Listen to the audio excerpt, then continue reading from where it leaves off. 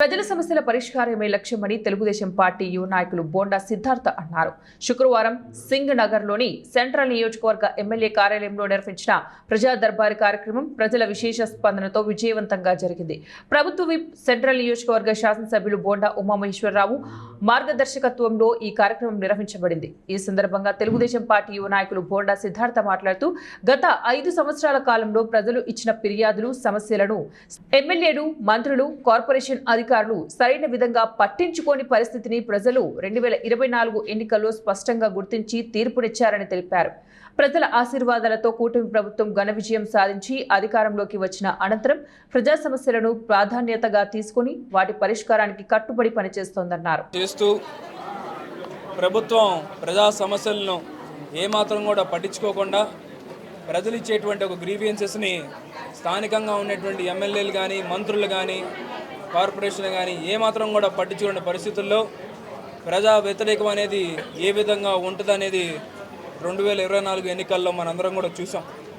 ఒక ఘన విజయంతో కూటమి అధికారంలోకి వచ్చిన వెంటనే ప్రభుత్వ సమస్యలు అనేవి ప్రధానంగా మనం పట్టించుకోవాలి, ప్రజాప్రతినిధులు అనే వాళ్ళు నిత్యం ప్రజలకు అందుబాటులో ఉండాలని చెప్పి ఏదైతే ముఖ్యమంత్రి చంద్రబాబు నాయుడు గారు చెప్తా ఉన్నారో, విజయవాడ సెంట్రల్ నియోజకవర్గ శాసనసభ్యులు ప్రభుత్వ విప్ శ్రీ బోండా ఉమామహేశ్వరరావు గారు వాళ్ళ కార్యాలయంలో ప్రతి శుక్రవారం కూడా ప్రజా దర్బార్ను నిర్వహిస్తూ ప్రజలు ఇచ్చేటువంటి సమస్యలు కానీ, ఆయనతో వచ్చి మాట్లాడాలనుకున్న వాళ్ళకు ఒక రోజంతా కేటాయించి వాళ్ళు చెప్పేటువంటి సమస్యలను వింటూ ఏ విధంగా వాటిని పరిష్కరించవచ్చో అనే ఒక మార్గాన్ని కూడా ఒక సమాధానం చెప్తూ నిత్యం ప్రజల్లో ఉంటున్నటువంటి వ్యక్తిగా ఆయన ముందుకెళ్తా ఉన్నారు.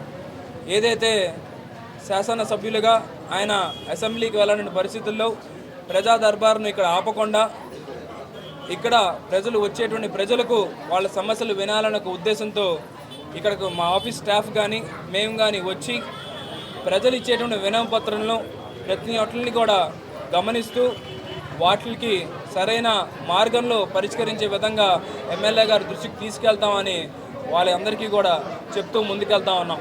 ప్రజలందరూ కూడా ఒక ఆనందాన్ని వ్యక్తం చేస్తూ ఉన్నారు.